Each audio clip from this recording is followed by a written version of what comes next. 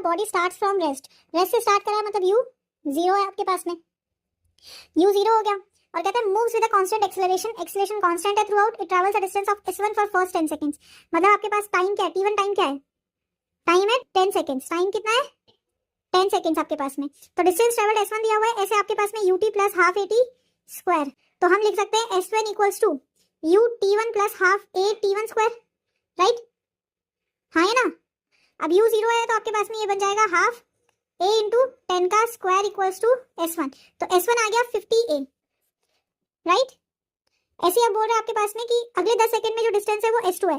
तो पहले आप थ्रू आउट का डिस्टेंस निकाल लो ताकि आपके पास s2 आ जाए। तो थ्रू आउट का निकालेंगे तो टाइम कितना हो जाएगा 20 सेकंड्स, तो ये हो जाएगा आपके पास में u जीरो है तो u into 20 plus half a into 20 का स्क्वायर, तो आपके पास s आ जाएगा 20 का स्क्वायर 200a, राइट। और s2 अगर हम निकालेंगे तो s2 क्या हो जाएगा, s2 हो जाएगा टोटल डिस्टेंस माइनस s1 आपके पास में, टोटल डिस्टेंस कितना आया है 200a माइनस s1 कितना आया था 20 नहीं 50, s1 कितना आया था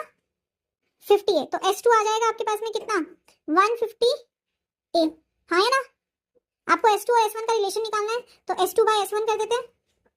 याद आएगा 150a upon 50a that is 3/1, तो s2 is equals to 3 times of s1, this is the relation between them, यही आया है।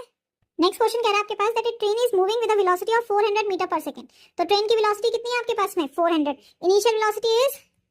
400 मीटर पर सेकंड आपके पास में, राइट। और फिर कहता है आपके पास में उसका एक्सीलरेशन कितना हो जाता है, ब्रेक लगाते तो रिटार्डेशन हो रहा है, मतलब एक्सीलरेशन क्या है आपके पास में माइनस में है, तो एक्सीलरेशन कितना हो गया -10 मीटर पर सेकंड स्क्वायर, बहुत अच्छे, एक्सीलरेशन हो गया -10 metre per second square. Break लगाने से वो रुक जाती है तो फाइनल वेलोसिटी जीरो हो जाएगी। कहता है रुकने से पहले की जो स्पीड है after how much time will it stop, मतलब आपको टाइम निकालना है और साथ ही आपको निकालना है डिस्टेंस उसने कितना ट्रैवल किया रुकने से पहले। तो पहले टाइम निकालेंगे, कौन सी इक्वेशन लगाएंगे, फर्स्ट लगा देंगे v equals to u plus 80, क्योंकि हमारे पास v और u दोनों है तो हो जाएगा 0 equals to 400 into -10 sorry 400 plus -10 into t, तो आपका सिंप्लीफाई करके आ जाएगा 400/10 मतलब 40 सेकंड। कितने टाइम बाद रुक रही है 40 सेकंड, तो टाइम आ गया 40 सेकंड। अब कहता है डिस्टेंस ट्रैवल निकालो भाई, कितना किया उसने, after how much time it will stop, मतलब आपको डिस्टेंस ट्रैवल निकालना है। कौन सी इक्वेशन लगेगी v square minus u square equals to 2as लगा दो आपके पास में, v जीरो हो जाएगा, उससे भी हो जाएगा पर ये ज्यादा इजी रहेगा, v डायरेक्टली जीरो हो जाएगा आपके पास में, ये हो जाएगा 400 का square equals to 2a, a कितना होगा -10 और s आपको निकालना है, तो ये आ जाएगा आपके पास में 400 इंटू 400 अपॉन